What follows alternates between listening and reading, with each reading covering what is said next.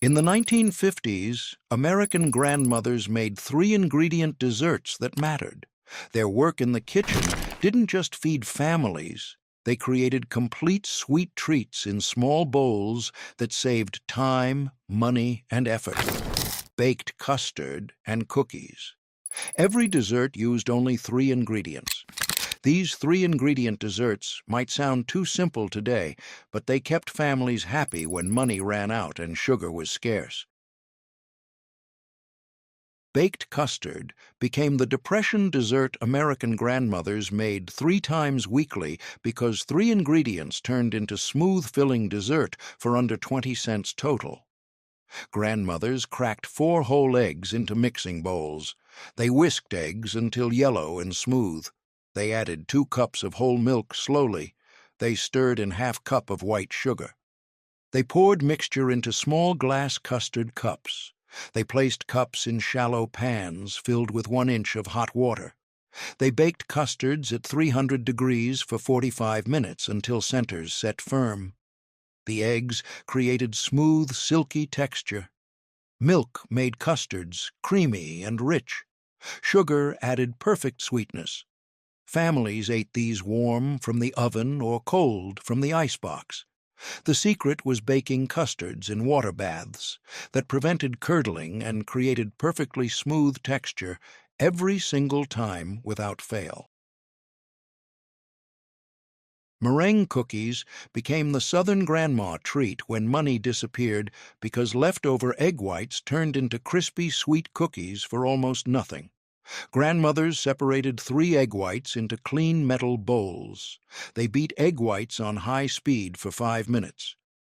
They added 1 cup of white sugar slowly, 1 tablespoon at a time. They beat mixture until stiff, glossy peaks formed perfectly.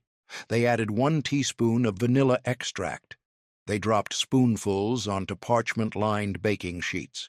They baked cookies at 200 degrees for 90 minutes until dry and crispy.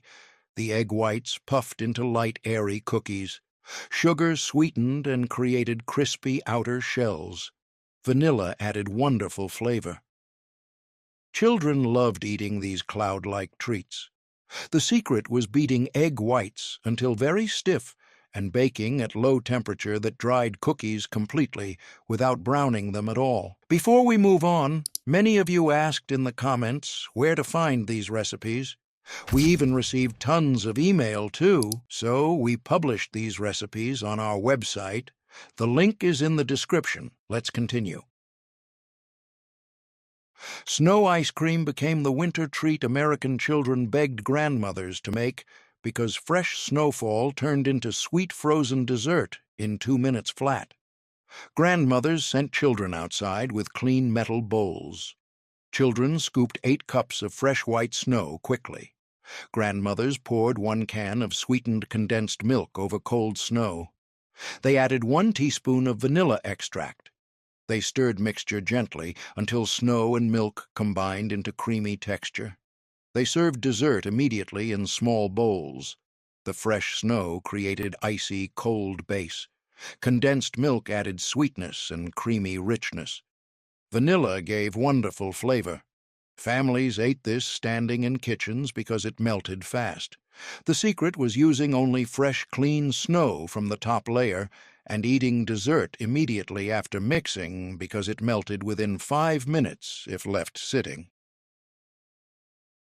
Baked apples with cinnamon became Clara's Depression dessert when fruit was cheap because 3 ingredients transformed into hot-filling treat for under 10 cents. Grandmothers washed 4 large apples under cold water. They cored apples, leaving bottoms intact. They placed apples upright in glass baking dishes. They mixed 1/4 cup of white sugar with 2 teaspoons of ground cinnamon. They spooned cinnamon sugar mixture into each apple center cavity. They poured 1/2 inch of water into bottom of dish. They baked apples at 350 degrees for 40 minutes until soft. The apples turned tender and sweet. Sugar melted into caramel-like syrup. Cinnamon added warm, spicy flavor. Families ate these hot with spoons. The secret was choosing firm tart apples like Granny Smith that held shape during baking and didn't turn mushy. 3-ingredient butter cookies became the 1930s recipe grandmothers memorized because 3 pantry staples created melt-in-mouth cookies in 15 minutes total. Grandmothers softened 1 cup of real butter to room temperature. They creamed butter in mixing bowls until light and fluffy. They added 2/3 cup of powdered sugar. They beat sugar and butter together for 3 minutes. They stirred in 2 cups of all-purpose flour slowly. They rolled dough into small 1-inch balls by hand. They placed balls on ungreased cookie sheets 2 inches apart. They flattened each ball with fork tines, making crisscross patterns. They baked cookies at 350 degrees for 12 minutes until edges turned golden. The butter created rich flavor. Powdered sugar made cookies tender and crumbly. Flour held cookies together. The secret was not overbaking cookies and removing them when edges barely turned golden for perfect tender texture. 5. Forgotten 3-ingredient desserts: baked custard, meringue cookies, snow ice cream, baked apples, and butter cookies fed Depression families for pennies. Each used 3 simple ingredients. Each took under 1 hour. Each saved money when times were hard. Which one did your grandmother make every week? Divinity candy became the Southern Christmas tradition grandmothers made when sugar was precious, because 3 ingredients created fluffy white candy that looked expensive. Grandmothers beat 2 egg whites until stiff peaks formed. They combined 2 cups of white sugar with ½ cup of light corn syrup in heavy saucepans. They cooked syrup mixture to hardball stage at 260 degrees. They poured hot syrup slowly into beaten egg whites while mixer ran. They beat mixture for 8 minutes until thick and lost its gloss. They dropped spoonfuls onto waxed paper quickly. They let candy cool for 2 hours until firm. The egg whites created fluffy texture. Corn syrup prevented crystallization. Sugar made candy sweet. The secret was making Divinity only on dry days because humidity prevented candy from setting properly and left it sticky forever. Boiled cookies became the no-bake Depression dessert mothers made when ovens were broken because 3 ingredients cooked on stovetops created chewy cookies in 10 minutes. Mothers combined 2 cups of white sugar with ½ cup of real butter in saucepans. They added ½ cup of milk. They brought mixture to rolling boil. They boiled mixture for exactly 1 minute. They removed pans from heat immediately. They stirred in 3 cups of old-fashioned oats quickly. They mixed oats until completely coated. They dropped spoonfuls onto waxed paper. They let cookies cool for 30 minutes until set firm. The sugar created sweet coating. Butter added richness. For oats made cookies chewy and filling. The secret was boiling mixture for exactly 1 minute, not longer, because extra boiling time made cookies too hard and grainy instead of chewy. Fried sweet dough became the Depression treat children loved because 3 ingredients turned into hot, crispy dessert for under 5 cents total. Grandmothers mixed 2 cups of all-purpose flour with ¼ cup of white sugar in bowls. They stirred in 3/4 cup of warm water slowly. They kneaded dough for 5 minutes until smooth. They rolled dough flat to 1/4-inch thickness. They cut dough into 2-inch squares with knives. They heated lard in cast-iron skillets to 375 degrees. They fried dough squares for 2 minutes per side until golden brown. They drained fried dough on newspaper. They sprinkled extra sugar on top while hot. The flour created chewy texture. Sugar sweetened dough. Water bound everything together. The secret was frying dough in very hot fat that created crispy outside while keeping inside soft and tender. Caramel popcorn became the Saturday night treat families made when movies cost too much because 3 ingredients turned into sweet, crunchy snack for pennies. Mothers popped 8 cups of popcorn kernels in hot oil. They spread popcorn in large roasting pans. They combined 1 cup of packed brown sugar with ½ cup of real butter in saucepans. They cooked mixture over medium heat for 5 minutes until sugar dissolved completely. They poured hot caramel over popcorn evenly. They stirred popcorn until completely coated. They baked popcorn at 250 degrees for 1 hour, stirring every 15 minutes. They spread popcorn on waxed paper to cool. The popcorn stayed crunchy. Brown sugar created caramel coating. Butter added rich flavor. The secret was baking caramel-coated popcorn in low oven that dried coating and prevented popcorn from getting sticky or chewy. Milk taffy candy became the Depression party activity families hosted because 3 ingredients created chewy candy everyone pulled together. Mothers combined 2 cups of light corn syrup with ½ cup of whole milk in heavy pots. They added ¼ cup of real butter. They cooked mixture to hardball stage at 260 degrees, stirring constantly. They poured hot candy onto buttered platters. They let candy cool for 10 minutes until safe to handle. They buttered hands generously. They pulled candy with partners for 15 minutes until light colored and firm. They twisted pulled candy into ropes. They cut ropes into 1-inch pieces with scissors. They wrapped pieces in waxed paper squares. The corn syrup created chewiness. Butter added flavor. Milk made candy creamy. The secret was pulling candy while still slightly warm and working quickly before it hardened completely. 10 forgotten 3-ingredient desserts, from baked custard to milk taffy, fed American families during the Depression for pennies. Each used 3 pantry staples, each cost under 50 cents. Each created sweet moments when money disappeared. Which Depression dessert will you make this week? Drop the number below. War cake became the World War II dessert American mothers made every week because 3 rationed ingredients created moist filling cake when butter and eggs disappeared from stores completely. Mothers combined 2 cups of packed brown sugar with 2 cups of cold water in large saucepans on stovetops.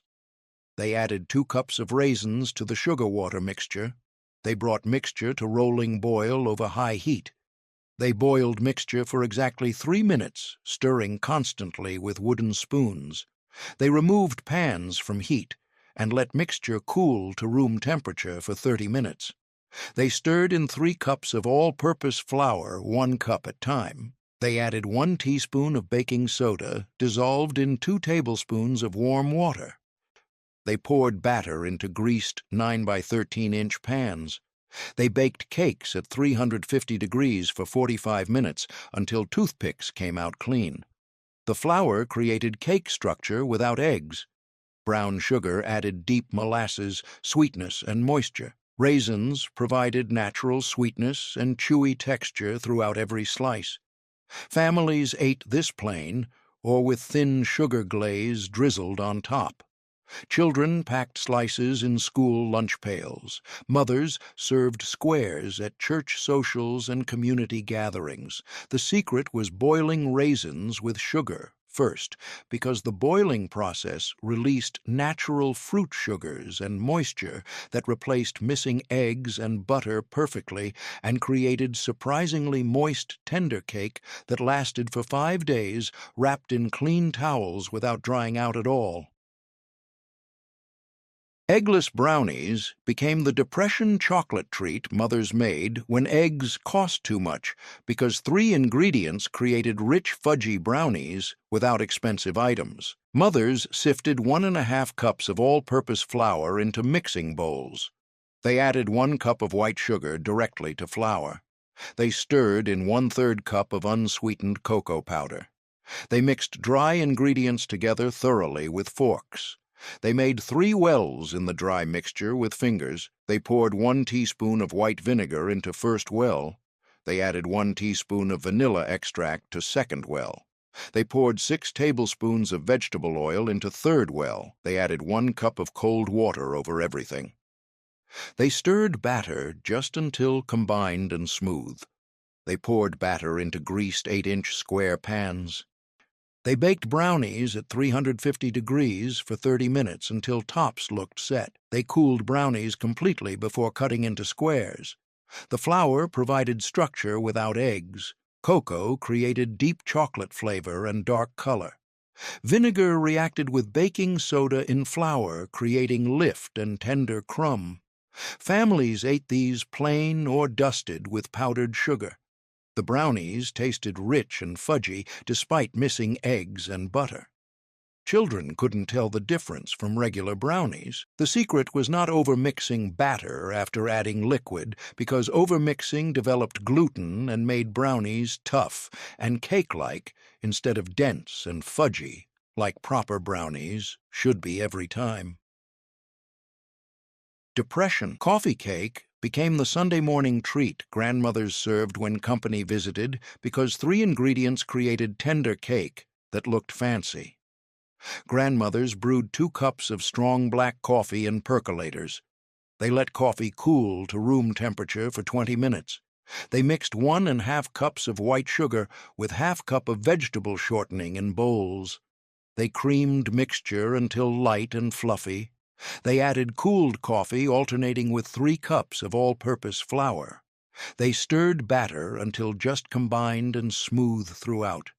They added 1 tablespoon of baking powder. They poured batter into greased tube pans.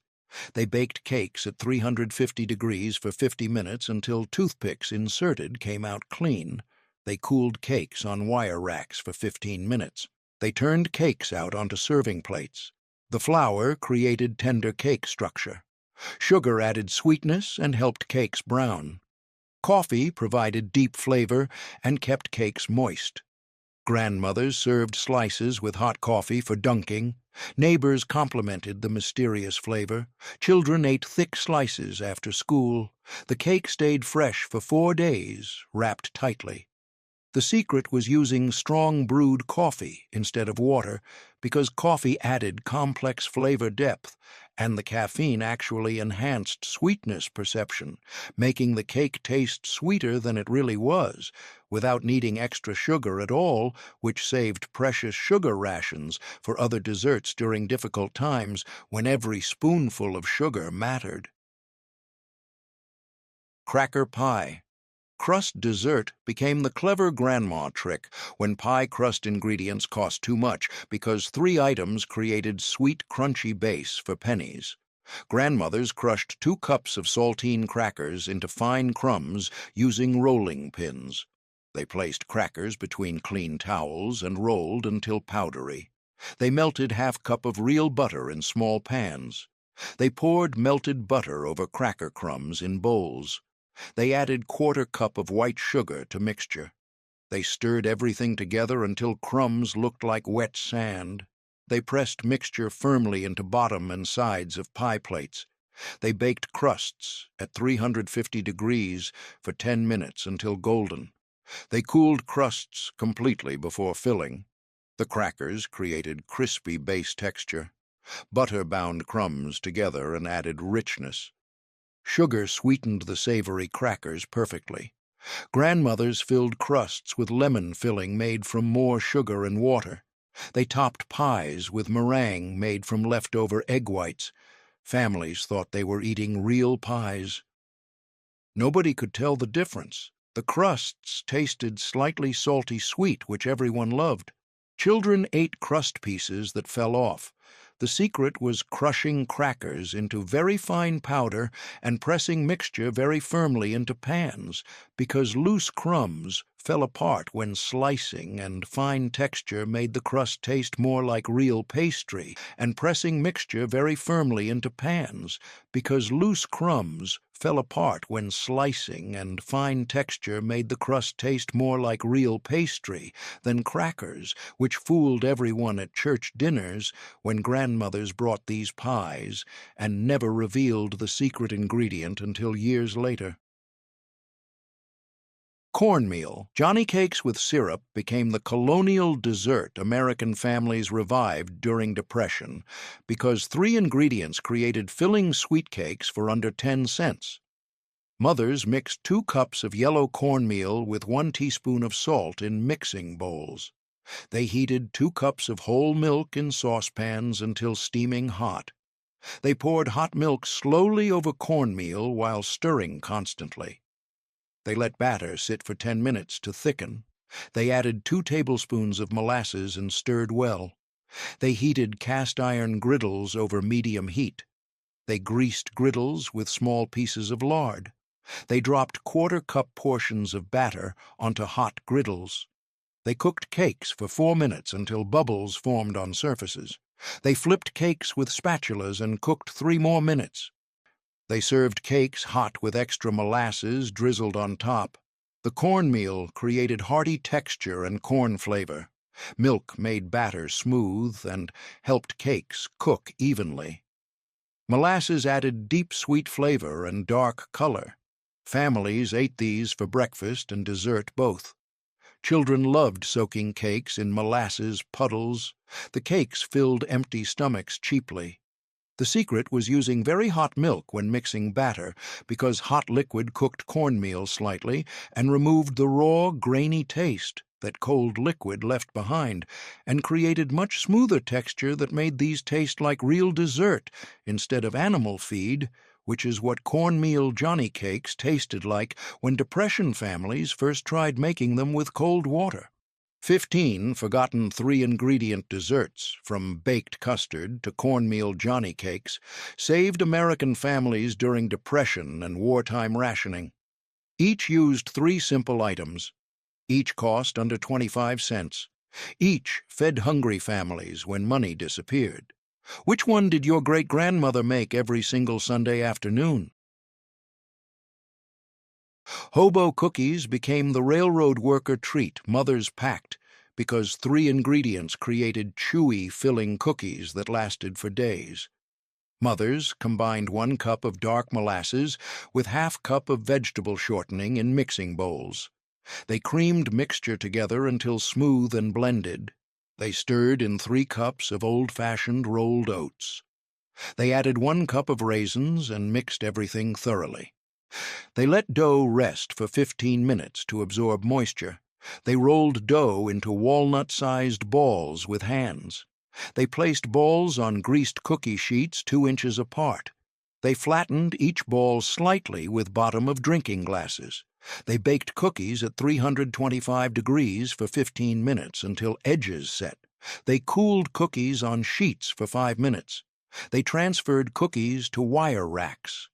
The oats created chewy texture and nutrition. Molasses added sweetness and moisture and iron. Raisins provided extra sweetness and chewiness. Fathers wrapped cookies in newspaper for work.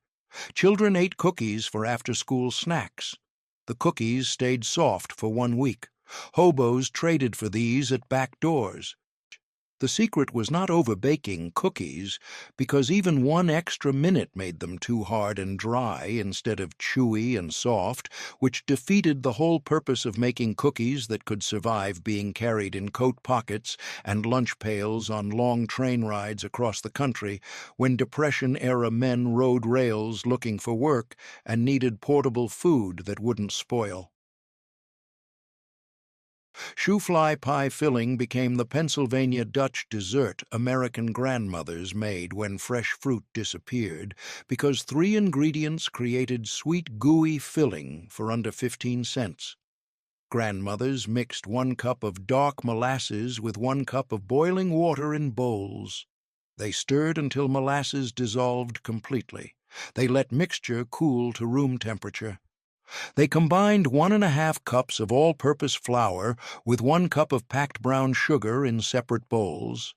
They cut in ¼ cup of cold butter until mixture looked crumbly. They poured molasses mixture into unbaked pie shells. They sprinkled flour crumb mixture evenly over top. They baked pies at 375 degrees for 35 minutes until filling bubbled around edges. They cooled pies completely before slicing. The molasses created sweet gooey bottom layer. Brown sugar made crumbly sweet topping. Flour absorbed excess moisture and created cake-like texture on top. Families ate slices with morning coffee. Children loved the two different textures in one bite. Flies buzzed around sweet pies on windowsills, which gave the dessert its funny name. The secret was using very hot boiling water to mix with molasses because hot water thinned molasses enough to pour easily and created proper separation between wet bottom layer and dry crumb topping during baking, which made the distinctive two-layer texture that Shoofly pie is famous for, instead of baking into one uniform mass like failed pies did when cooks used cold water by mistake. Baked rice pudding became the Depression dessert grandmothers made on Sundays because three ingredients transformed leftover rice into creamy, sweet pudding for entire families. Grandmothers combined 3 cups of cooked white rice with 1 can of evaporated milk in bowls. They added 3/4 cup of white sugar. They stirred ingredients together gently. They poured mixture into greased casserole dishes. They sprinkled ground cinnamon over tops. They placed dishes in larger pans filled with 1 inch of hot water. They baked puddings at 325 degrees for 1 hour, stirring twice. They removed puddings when tops turned golden brown. They cooled puddings for 30 minutes. They served pudding warm or cold. The rice provided starch and texture. Evaporated milk created creaminess without fresh milk. Sugar sweetened and helped pudding brown. Families ate bowls after Sunday supper. Children scraped dishes clean. The pudding lasted 3 days in iceboxes. Mothers served cold pudding for breakfast. The secret was baking pudding in water bath because the gentle indirect heat prevented milk from scorching on bottom and created smooth, creamy texture throughout instead of lumpy, curdled mess that happened when puddings baked directly on oven racks in regular heat. And the steam from water bath kept pudding surface moist, preventing the tough, dried skin that formed on top of puddings baked without water protection, which children refused to eat, and mothers had to scrape off and throw away, wasting precious food.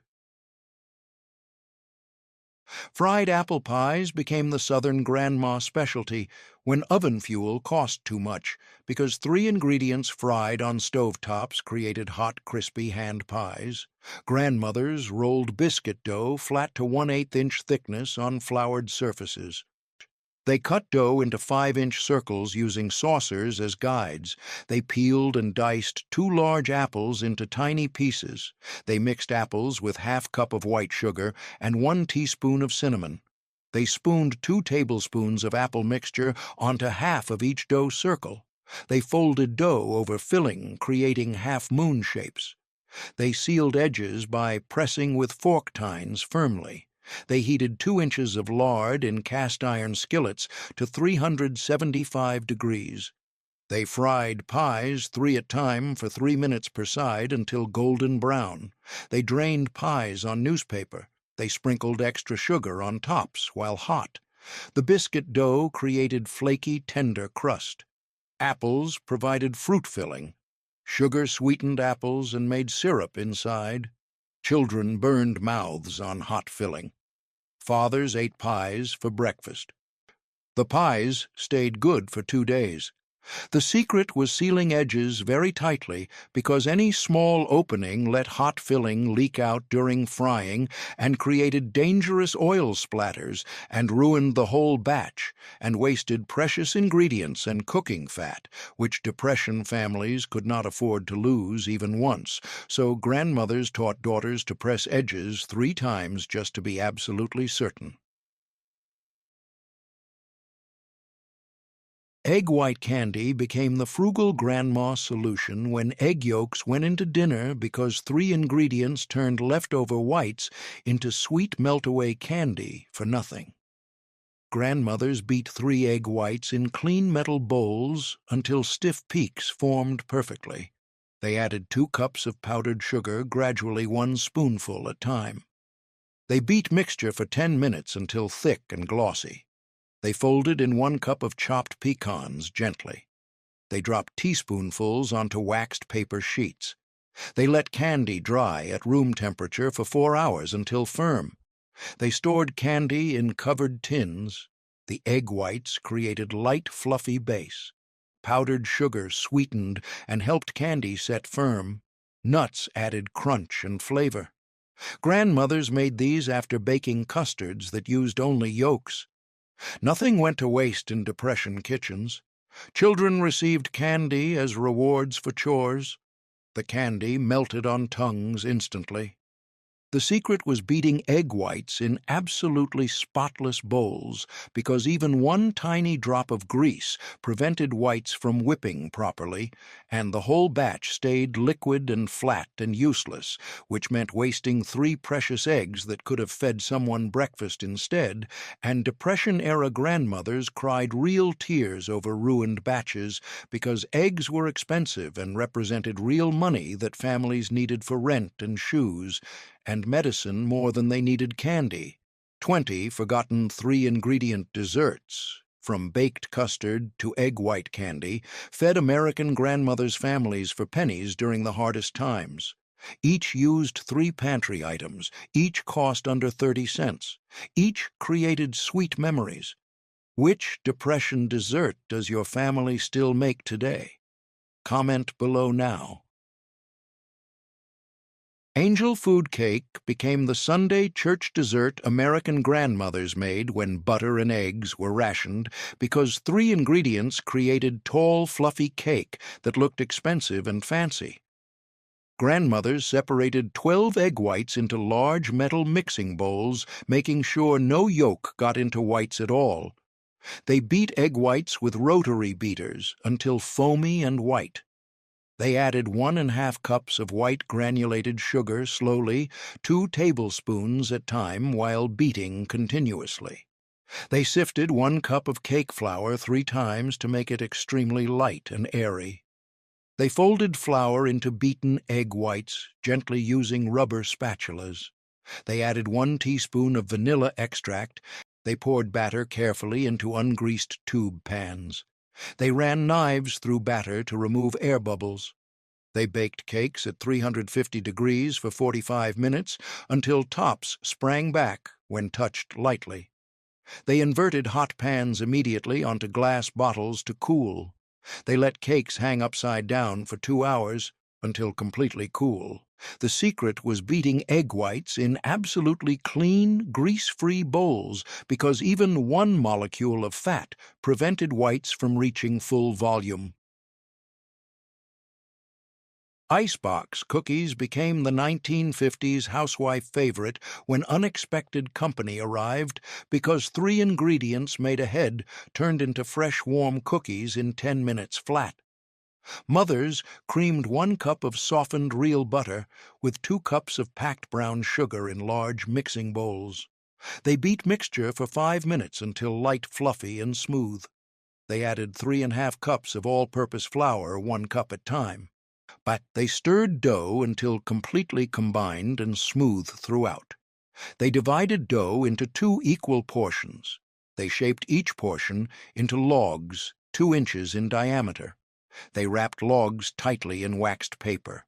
They placed wrapped logs in ice boxes overnight to chill firm. The next day they sliced logs into 1/4-inch rounds with sharp knives. They placed rounds on ungreased cookie sheets 1 inch apart. They baked cookies at 375 degrees for 10 minutes until edges turned golden brown. They cooled cookies on wire racks. The flour created tender cookie texture. Children came home from school to hot, fresh cookies daily. The secret was chilling dough until very firm because soft dough squished when slicing and created misshapen, ugly cookies instead of perfect rounds.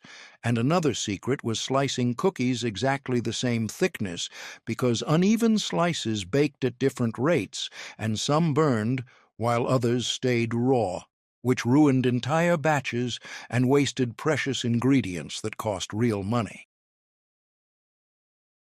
Skillet cornbread cake became the Southern dessert grandmothers served when flour ran out because 3 ingredients baked in cast iron created sweet golden cake for under 20 cents total. Grandmothers heated cast iron skillets in ovens while mixing batter at kitchen tables. They combined 2 cups of yellow cornmeal with 3/4 cup of white sugar in mixing bowls. They stirred dry ingredients together thoroughly with wooden spoons. They added 1½ cups of buttermilk slowly while stirring constantly to prevent lumps. They beat batter for 2 minutes until smooth and thick throughout. They added 1 teaspoon of baking soda dissolved in 2 tablespoons of warm water. They greased hot skillets with bacon drippings generously. They poured batter into sizzling hot skillets, immediately listening to the sizzle. They returned skillets to ovens carefully.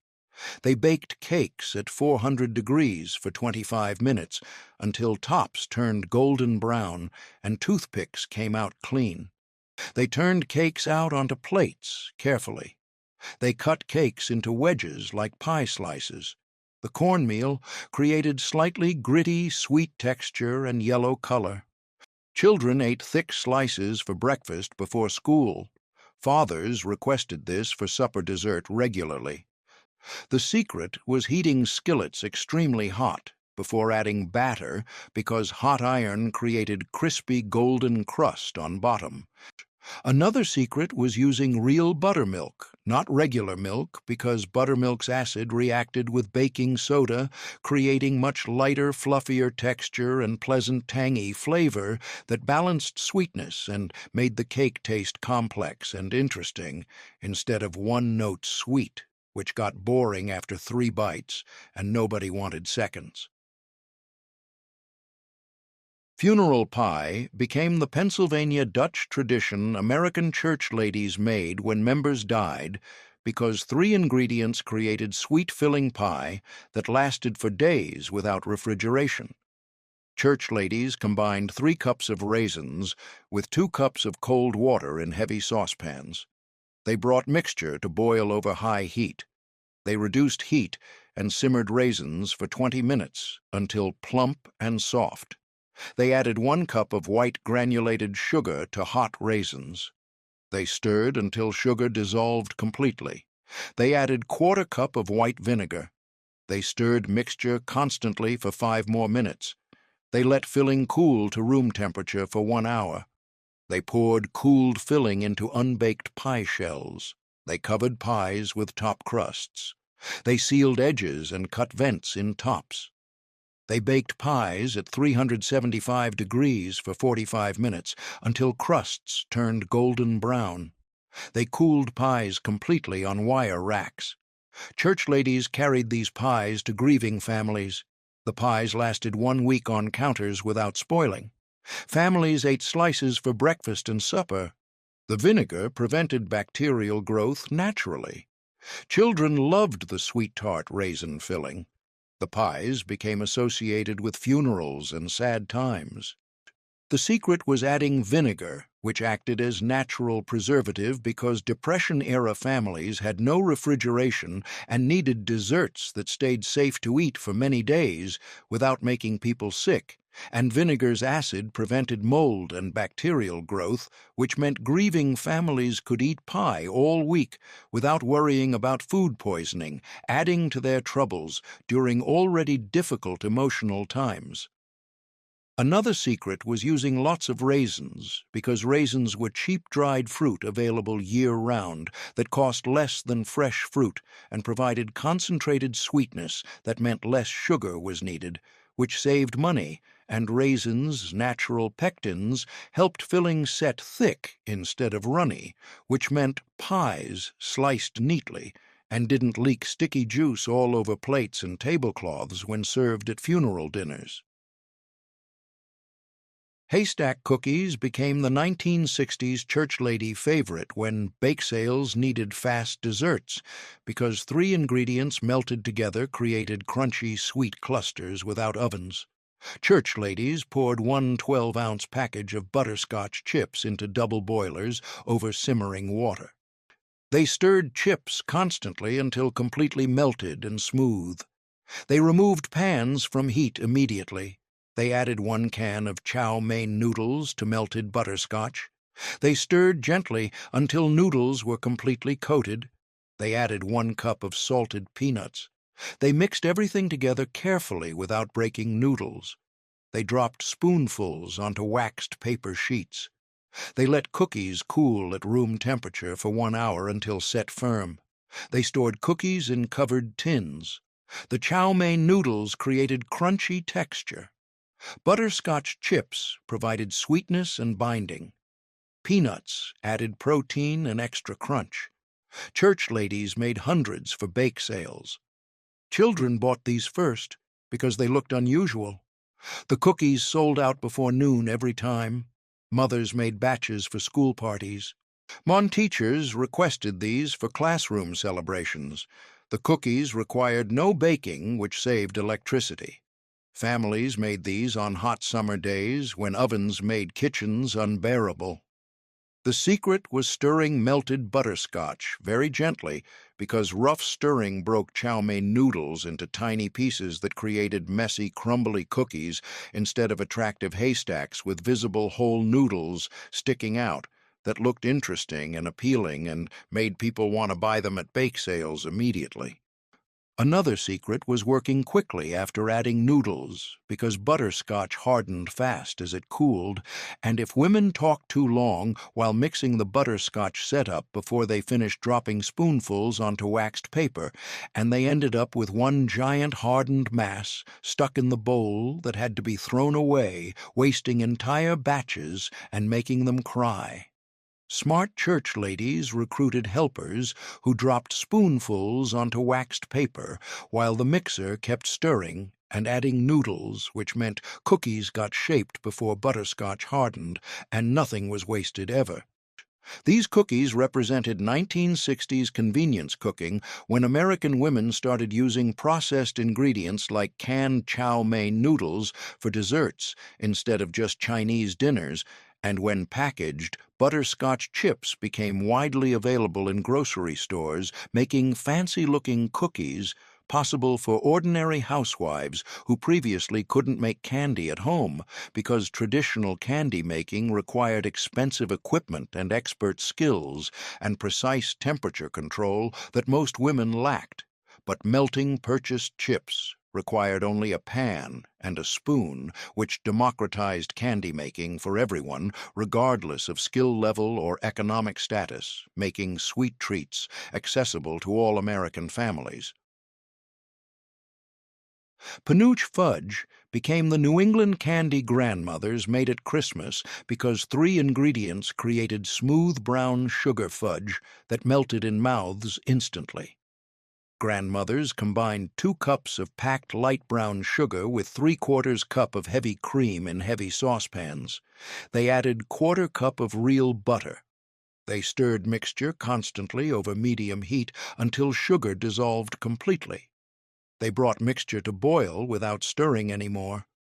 They cooked mixture to softball stage at 238 degrees on candy thermometers. They removed pans from heat immediately. They let mixture cool undisturbed to 110 degrees for 45 minutes without touching. They beat mixture with wooden spoons for 10 minutes until thick and lost its gloss completely. They poured fudge quickly into buttered pans. They scored fudge into squares while warm. They let fudge set completely for 2 hours. They cut fudge into perfect squares. The brown sugar created caramel flavor and tan color. Butter added richness and smoothness throughout. Cream made fudge creamy instead of grainy and unpleasant.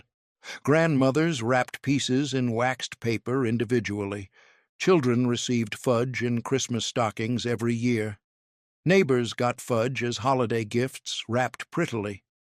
The fudge tasted like butterscotch and caramel combined perfectly. Families ate pieces after supper as special treats. The secret was cooling fudge to exact temperature before beating, because beating hot fudge created grainy texture, and beating too cool fudge meant it hardened before spreading. And another secret was beating just until mixture lost its gloss, because overbeating caused fudge to harden in the pan before pouring, and underbeating left fudge too soft to cut into neat squares that looked professional. Depression-era grandmothers learned to recognize the exact moment to stop beating by watching carefully as the glossy sheen disappeared and the mixture turned from shiny to matte and slightly lighter in color, which signaled perfect texture was achieved, and fudge needed pouring immediately within 30 seconds or it would harden into unusable mass, stuck forever. Scripture cake became the church social tradition American women made from Bible verses because 3 ingredients created sweet, dense cake that sparked religious conversations among congregation members. Church ladies followed recipes written entirely in Bible verse references instead of regular measurements. They looked up Judges 5 verse 25 for butter. They found 1 Kings 4 verse 22 for flour measurements. They located Jeremiah 6 verse 20 for sweet cane, which meant honey. They searched for Numbers 13 verse 23 for figs mentioned. They combined 3 cups of all-purpose flour with 1 cup of honey in mixing bowls. They stirred until mixture formed thick batter consistency. They added 2 cups of chopped dried figs. They mixed everything together thoroughly. They poured batter into greased loaf pans. They baked cakes at 325 degrees for 1 hour until toothpicks came out clean. They cooled cakes completely before slicing. The flour provided structure and body and held cake together. Honey sweetened and kept cakes moist for weeks without drying. Figs added natural sweetness and chewy texture throughout every slice. Church ladies served slices at Wednesday prayer meetings regularly. Ministers praised the biblical creativity and teaching opportunities. Children learned Bible verses while eating cake happily. The cakes started conversations about Scripture among members. Families ate slices with hot tea after services. The cakes lasted 2 weeks, wrapped tightly in towels. The secret was using real honey, not white sugar, because the recipe came from biblical times when refined sugar didn't exist, and honey was the only sweetener available, and using modern sugar instead of honey completely missed the point of making authentic scripture cake that connected modern Christians to ancient biblical foodways and ingredients that Jesus himself might have eaten during his earthly ministry. Another secret was chopping figs very finely because large fig pieces sank to bottom during baking, creating uneven distribution, and the bottom turned into dense fig layer, while the top stayed plain, which looked unappealing when sliced and defeated the goal of making beautiful cake, worthy of serving at church functions where appearance mattered almost as much as taste, because church ladies competed subtly with each other over whose baked goods looked most attractive and professional and received the most compliments from congregation members and visiting ministers. Ambrosia salad dessert became the Southern church potluck staple American ladies made year-round because 3 ingredients created sweet, creamy dessert salad that everyone loved instantly. Church ladies peeled 6 large navel oranges over bowls to catch precious juice. They separated oranges into individual segments carefully. They removed all white pith and membranes completely. They cut segments into bite-sized pieces evenly. They placed orange pieces in large glass bowls. They added 2 cups of sweetened shredded coconut. They stirred gently to combine without mashing fruit. They added 2 cups of miniature marshmallows. They mixed everything together carefully. They refrigerated salads for 2 hours before serving to congregation. They stirred once more before taking to potlucks in cars. The oranges provided citrus sweetness and natural juice for dressing. Coconut added tropical flavor and chewy texture throughout. Marshmallows made salad creamy and sweet as they dissolved slightly in juice. Church ladies served this at every covered dish supper without fail. Children ate this first before touching vegetables on plates. The salad looked fancy with white and orange colors contrasting. Families requested recipes constantly at every gathering. The salad lasted 3 days in refrigerators without spoiling. Some ladies added pineapple chunks as variation when available. Others used fresh coconut when they could afford it. The secret was using fresh oranges, not canned, because fresh fruit had better texture and brighter flavor, and the natural orange juice created light dressing that bound ingredients together without needing added mayonnaise or whipped cream, which some regional variations included, but traditional Southern ambrosia contained only the 3 simple ingredients that represented food of the gods, which is what ambrosia meant in Greek mythology studied in schools. Another secret was letting salads sit for at least 2 hours before serving because the waiting time allowed orange juice to soften marshmallows slightly, and the marshmallows released some of their sweetness into the juice, creating light syrup that coated orange pieces and coconut and unified all flavors together into cohesive dessert instead of 3 separate ingredients sitting in bowl, looking disconnected and unappetizing. Depression era, Southern women made this for every social occasion because oranges and coconut remained available even during hard times, unlike many fresh fruits that were seasonal or expensive, and marshmallows cost very little and lasted forever in pantries without spoiling. So the 3 ingredients could be kept on hand, always ready to make dessert on short notice when unexpected company arrived or when church called, asking women to bring something to funeral dinner or wedding reception or Christmas party or Easter sunrise service breakfast, and being able to contribute food to community events was an important way women maintained their social standing. Lemon fluff became the 1950s icebox dessert American housewives made for Bridge Club because 3 ingredients created light, tangy dessert without cooking anything. Housewives crushed 1½ cups of graham crackers into fine crumbs using rolling pins and muscle. They pressed crumbs firmly into bottom of square pans with hands. They reserved 1/4 cup of crumbs for topping later.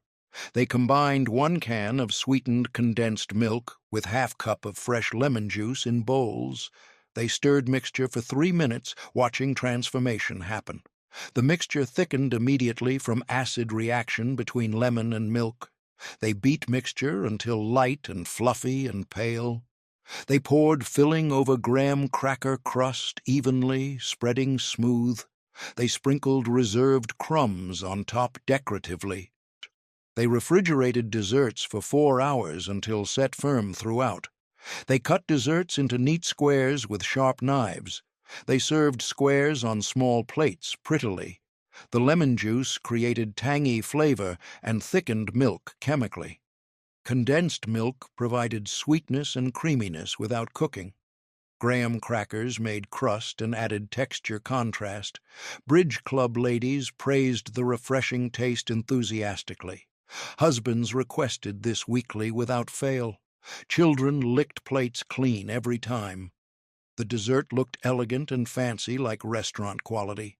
Nobody guessed how simple it was to make. The dessert required 0 cooking skills whatsoever. Working women made this after coming home from jobs, tired. The secret was using fresh lemon juice, not bottled, because fresh juice had bright flavor and stronger acid that thickened condensed milk properly and created smooth, creamy texture, while bottled lemon juice tasted flat and sometimes didn't thicken milk adequately, leaving filling runny and disappointing and embarrassing to serve. Another secret was stirring mixture long enough for chemical reaction to complete, because stopping too soon left filling thin, but stirring too long broke down the structure and made filling separate into curds and liquid, which looked terrible and tasted wrong and had to be thrown away.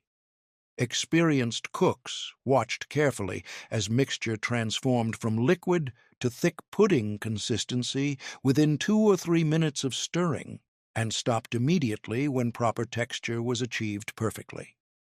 This dessert represented 1950s American convenience cooking when women started using canned ingredients like condensed milk instead of making everything from scratch like their Depression-era mothers had done, because post-war prosperity and modern appliances and processed foods promised to free women from endless kitchen labor and give them time for other activities like jobs and hobbies and social clubs and community involvement beyond home.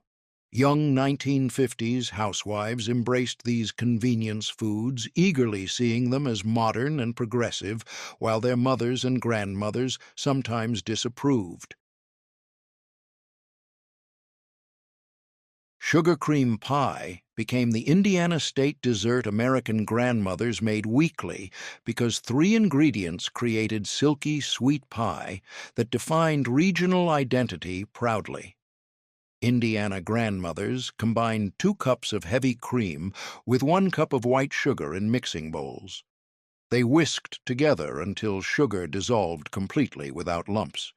They added 1 tablespoon of all-purpose flour for thickening.